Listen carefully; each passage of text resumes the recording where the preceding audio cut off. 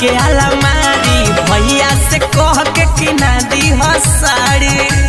ए भौजी सुनो ना, बॉक्स वाला पलंग गोदरेज के अलमारी, भैया से कह के किना दी हो साड़ी। टेबुल कुर्सी संग सिंगार बॉक्स भौजी ली हो। अरे टेबुल कुर्सी संग सिंगार बॉक्स भौजी ली हो।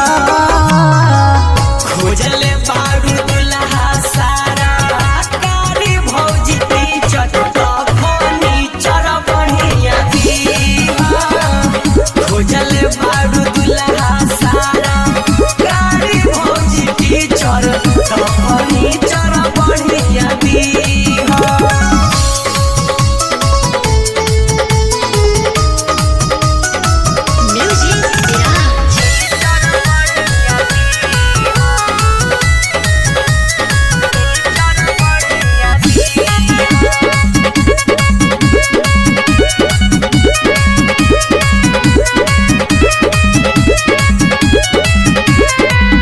धोए खातिर कपड़ा दी हो वॉशिंग मशीन हो।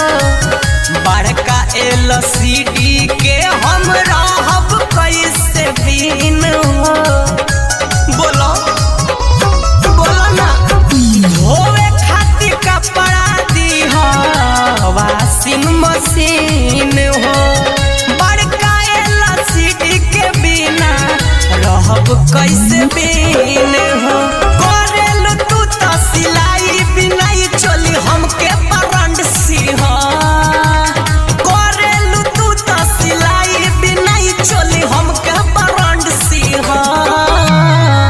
खोजले बारू दुल्हा सारा कारी भौजी टीचर तो फर्नीचर बढ़िया दी हो। खोजले बारू दुल्हा सारा कारी भौजी टीचर तो फर्नीचर बढ़िया दी हो।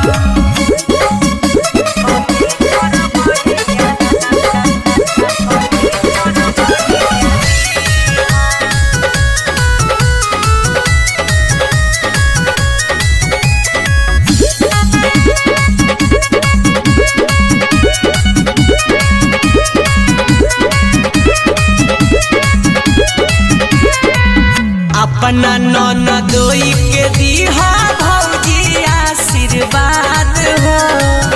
आंगना में गोड़ भौजी लगाला के बाद हो। अपना ननदोई के दीहा भौजी आशीर्वाद हो।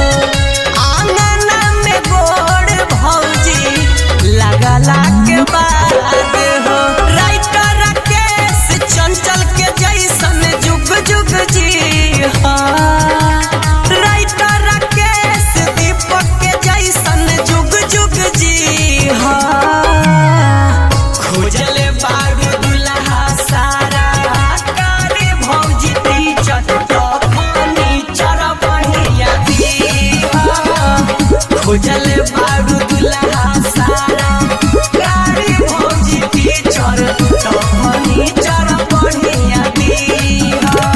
बॉक्स वाला पलंग गोदरेज के अलमारी, भैया से कह के किना दी हो।